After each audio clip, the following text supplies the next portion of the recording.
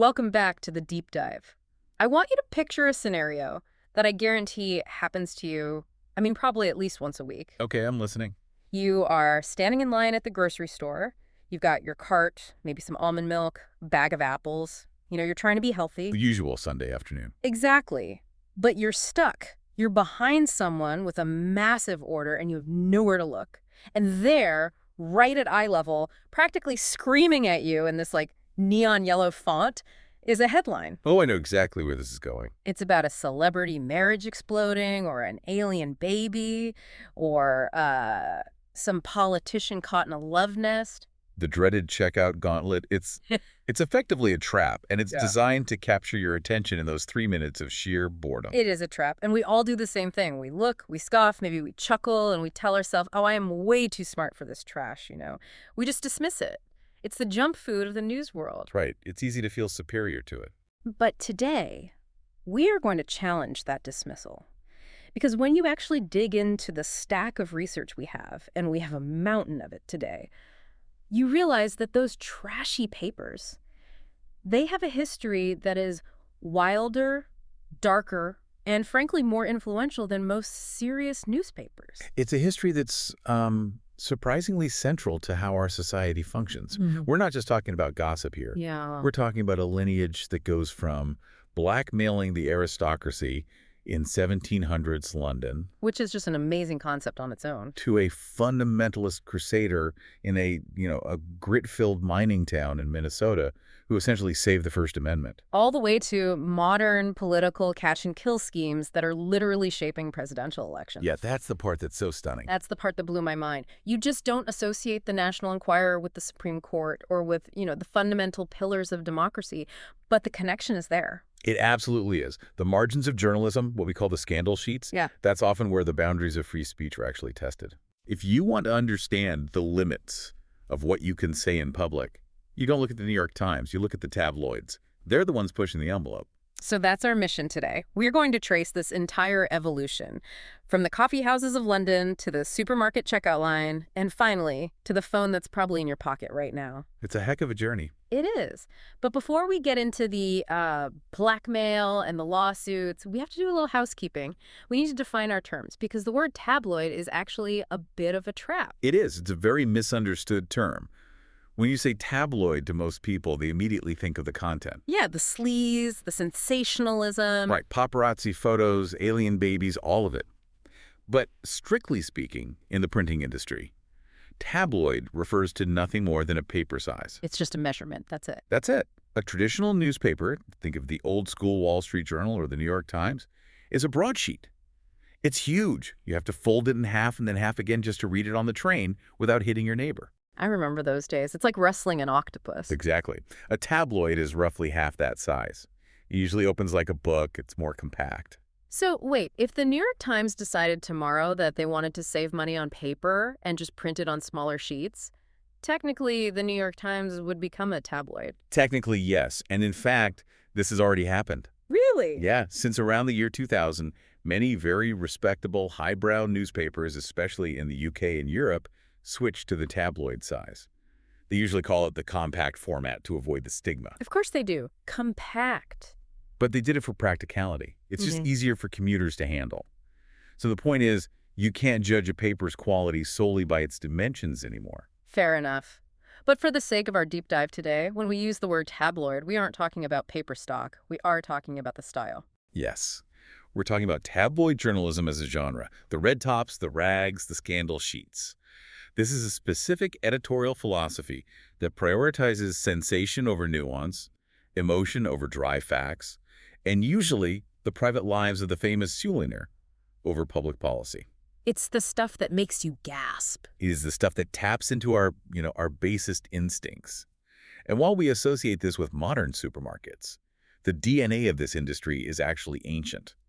To really understand it, we have to go back to a time before supermarkets, before the United States even existed as a country. Where are we going? We're going back to London in the 1770s. This was my favorite part of the research. I always pictured the 1700s as very polite, people in powdered wigs bowing to each other. But the media landscape was vicious. It was the Wild West. Yeah. Absolutely. Literacy was rising, coffee houses were booming, and there was this insatiable hunger for news.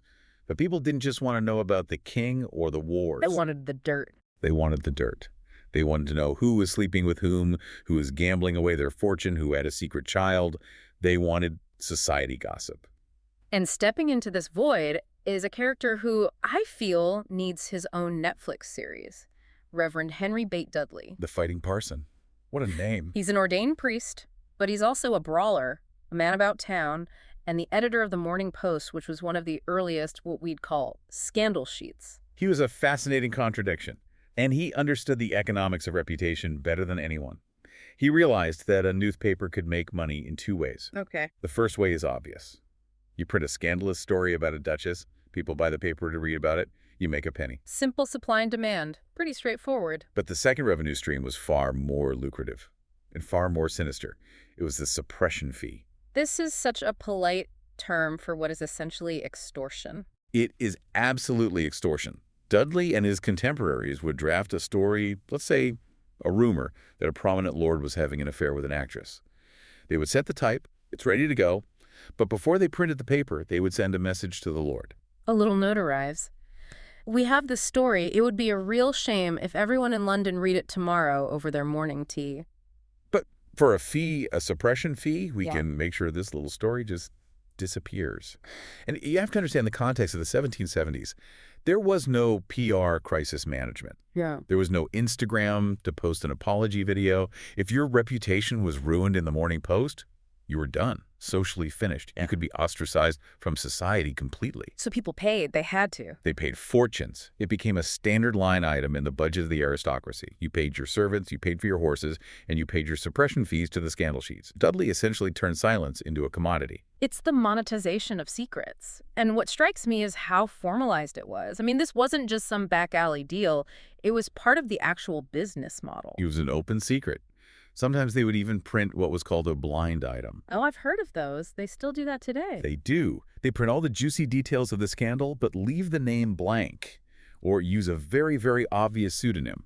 This was a signal to the target. A warning shot. Exactly. It says, we know, everyone who matters knows who this is about.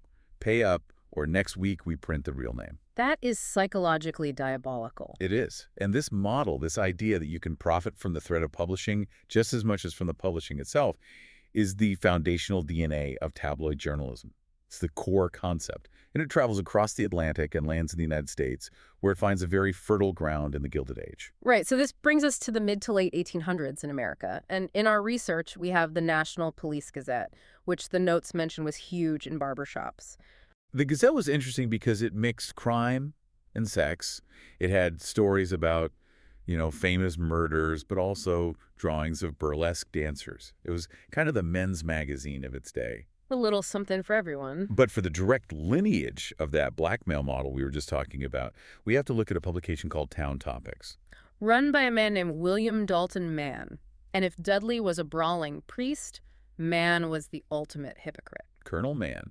He insisted on the title. He was a Civil War veteran, a wealthy entrepreneur, and a man who claimed to be on a moral crusade. A crusade against who? He looked at the 400, the absolute elite of New York society, the Astors, the Vanderbilts, and he publicly declared that they were rotting from the inside. He said they were decadent and corrupt. He said he wanted to reform them, right? That was his stated mission. That was his public mission. He wrote that his goal was to make them too deeply disgusted with themselves to continue their silly, empty way of life. He positioned Town Topics as a mirror to show the rich how ugly their behavior was. So the defense was, I'm only printing this gossip about your mistress to save your soul. Exactly. This hurts me more than it hurts you. Mm-hmm. But behind the scenes, Mann had perfected Dudley's system. He had a vast network of spies. Who were the spies? Butlers, maids, carriage drivers, the invisible staff who saw and heard everything. They fed him the dirt, and he fed the wealthy a choice.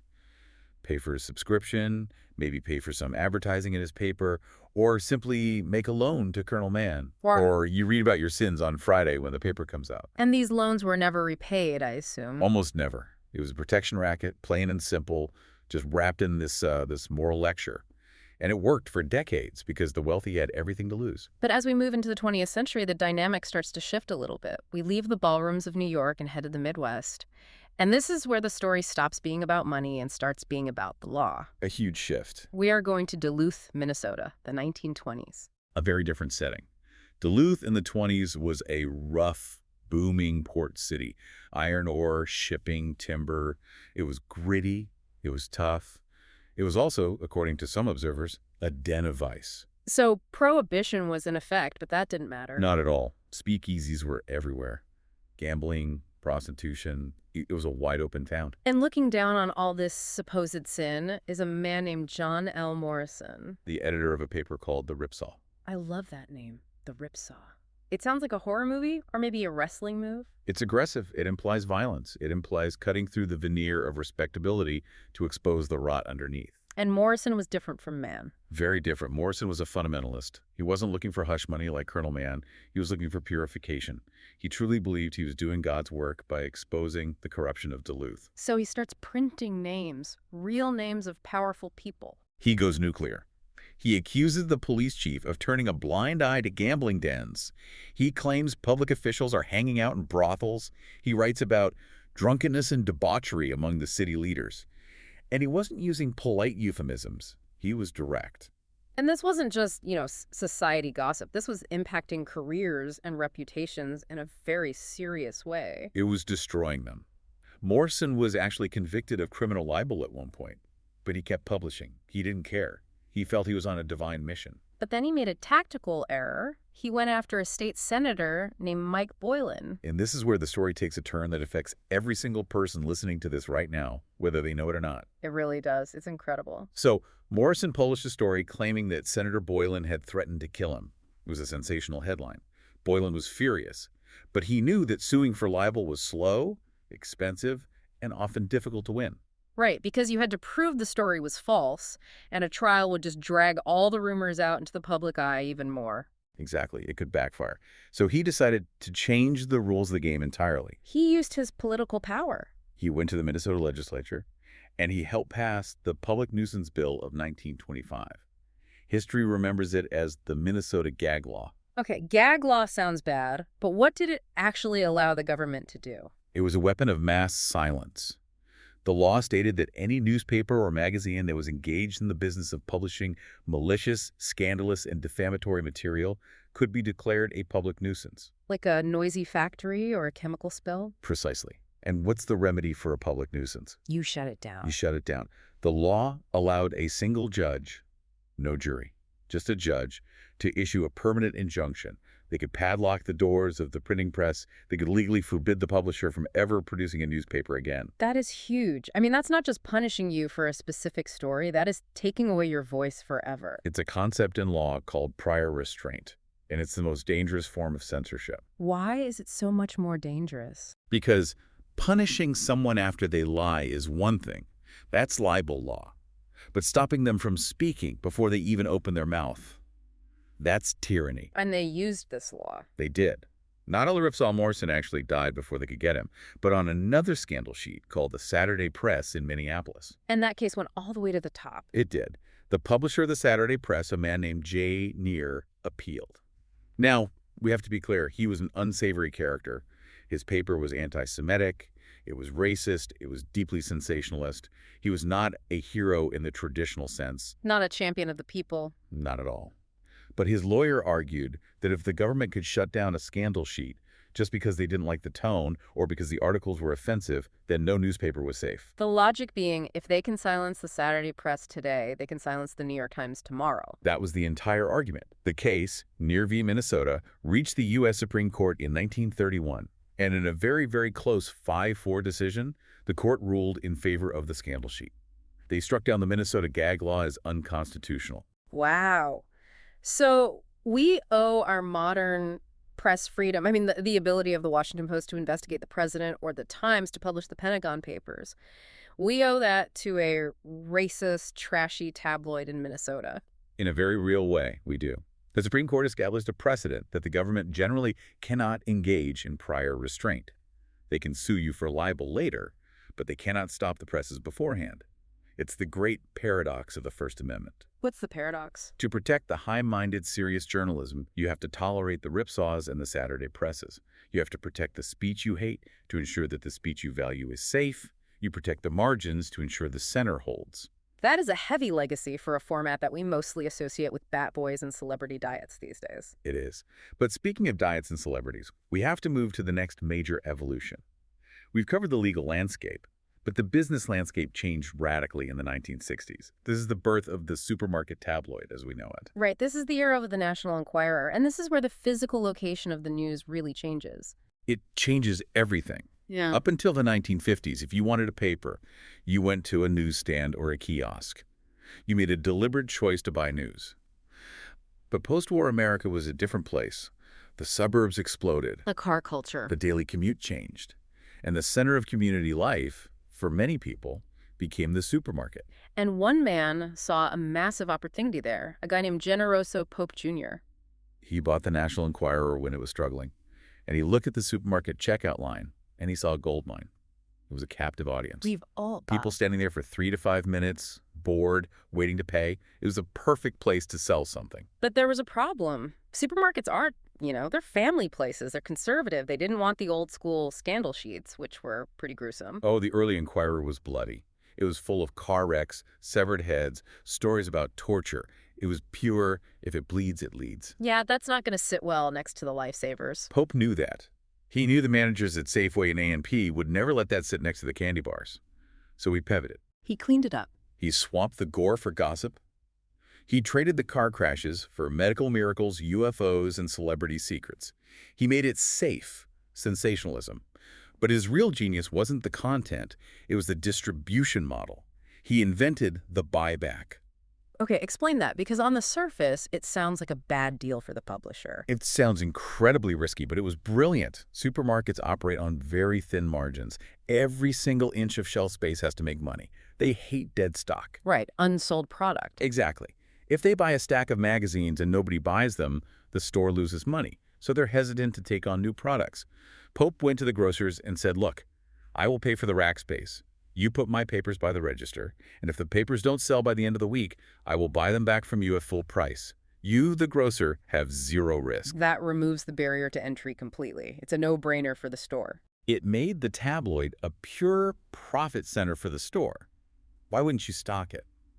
And that is why, almost overnight, the Enquirer, the Globe, the Star, they were everywhere. They weren't distributed like newspapers anymore. They were distributed like chewing gum. They became impulse buys. That's the key. And being an impulse buy changes how you write the headlines, doesn't it? It has to, completely. You're not writing for a loyal subscriber who trusts you. You're writing to grab someone's eye in the 3 seconds before they put their milk on the conveyor belt. So the headlines have to be shorter, punchier, more emotional. And the covers became glossy and colorful. This is where the modern visual identity of the supermarket tabloid was born. It was all about that point-of-sale impact. And for a long time, this machine just printed money. And the celebrities they covered, they just took it. There was this idea that you shouldn't fight back, right? The conventional wisdom was, don't wrestle with a pig. You both get dirty, and the pig likes it. I've heard that one. Celebrities felt that suing just drew more attention to the lie. It would be a headline for weeks. So the tabloids operated with a sense of impunity. They felt they could print almost anything. Until Carol Burnett. 1976. This is the turning point, the big one. Carol Burnett was America's sweetheart. She was funny, she was kind, she was universally beloved. An icon. And the National Enquirer ran a small item, just a few sentences in a gossip column, claiming she'd been drunk and boisterous in a restaurant in Washington, D.C., and had a loud argument with Henry Kissinger. Which, knowing her comedy, sounds like a sketch she might do.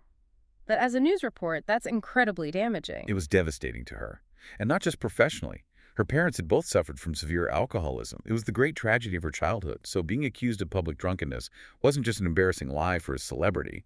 It was a deep, deep personal insult. It attacked the core of her character. So she broke the rule. She decided to wrestle the pig. She sued, and the Enquirer was arrogant. They were cocky. They relied on a legal standard called actual malice. Okay, quick refresher on actual malice. That's the Supreme Court rule from New York Times v. Sullivan that makes it really hard for famous people to win libel suits, right? Correct. If you were a public figure, You can't just prove the story was wrong. That's not enough. You have to prove the newspaper knew it was wrong and printed it anyway, or that they acted with reckless disregard for the truth. It is a very, very high bar to clear. And the Enquirer assumed she could never prove that. They thought it was impossible, but she did.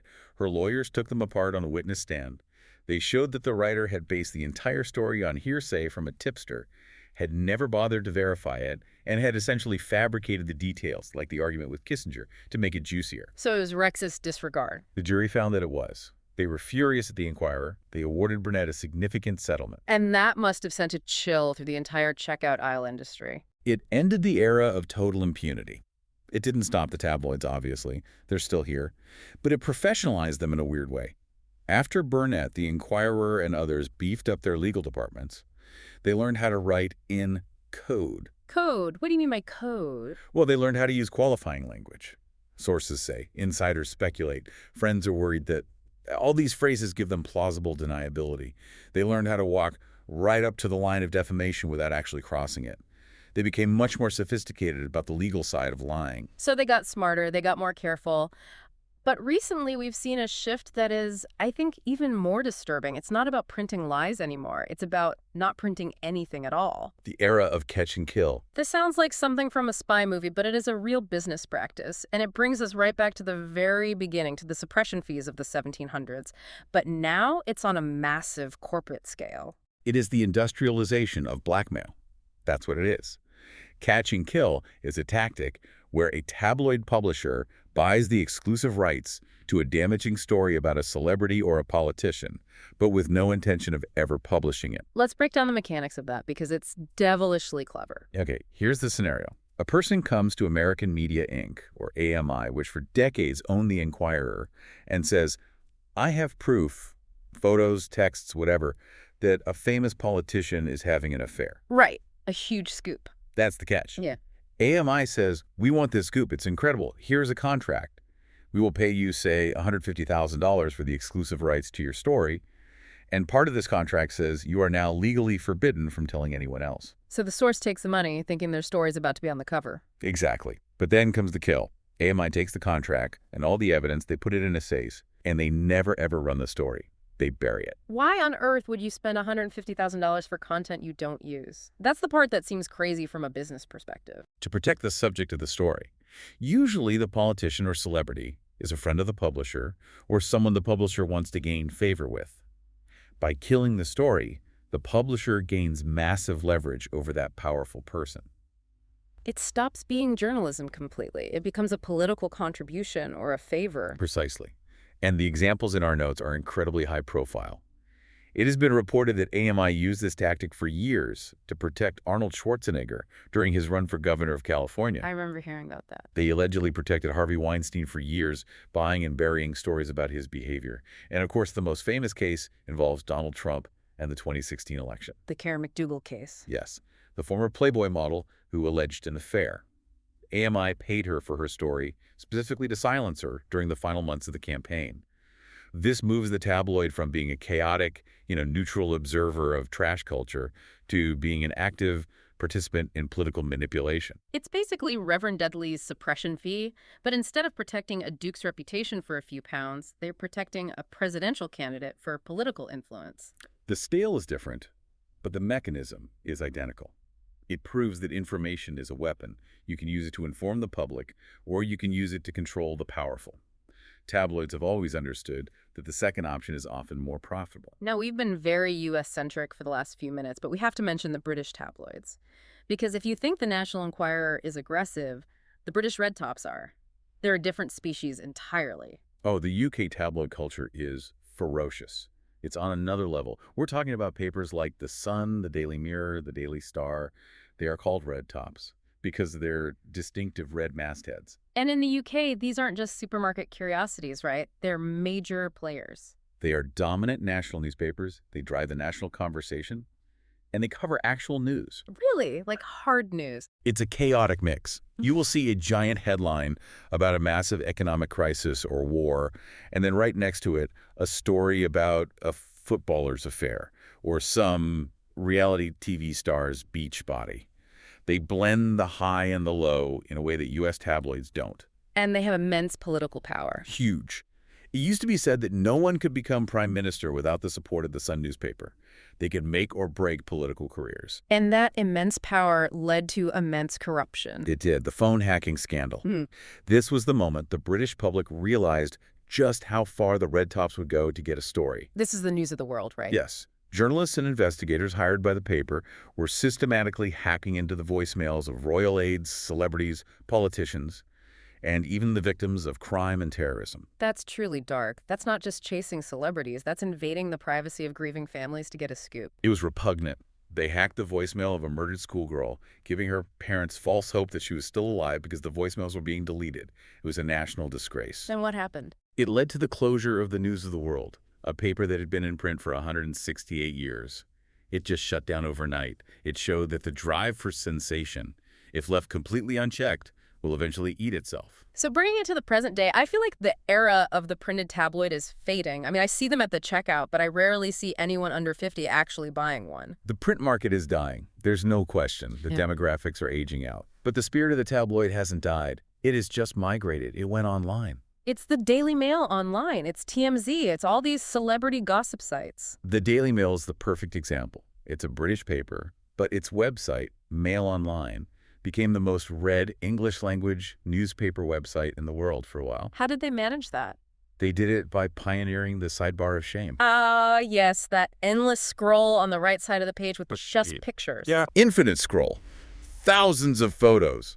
Celebrity oops, moments, beach bodies, scandals, wardrobe malfunctions. They realized that on the internet, tabloid isn't defined by the size of the paper. It is defined by the speed and the stickiness of the click. And the economics are different, too. We don't pay suppression fees or buyback fees. We pay with our attention. We pay with our clicks. The currency is engagement. And what drives engagement online? Outrage, shock, scandal. The exact same commodities that Reverend Henry Bate Dudley was selling in 1770 are the commodities that drive the algorithms of today. Which brings me to a final thought, a final question, really. We started this deep dive talking about how we look down on tabloids. We treat them as other. I'm smart. I read the Times. They are dumb. They read the Enquirer. It's a very comforting delusion, isn't it? It is. But look at your phone. Just open Instagram or X or TikTok. What do you see? You see short, punchy text, highly visual content, sensational headlines designed to make you react, a mix of serious politics and completely frivolous gossip all in the same feed. It fits the definition of tabloid journalism perfectly. It does, doesn't it? Every single point. So my question is this. Have we effectively killed the tabloid newspaper simply because we turned our entire media consumption into one giant global 247 digital tabloid? That is the provocative question. If the format is defined as quick, emotional, and visual, then social media is the ultimate tabloid. We are all subscribers now. And we're not just reading it. No. In a way, we are all editors, too. Yeah. We're the ones deciding which scandals to share, which rumors to amplify, and which stories to suppress with our silence. We are all Reverend Dudley now. That is a terrifying thought. Someone to think about the next time you're doom scrolling in the checkout line. Thanks for listening to this deep dive. Thank you. We'll see you next time.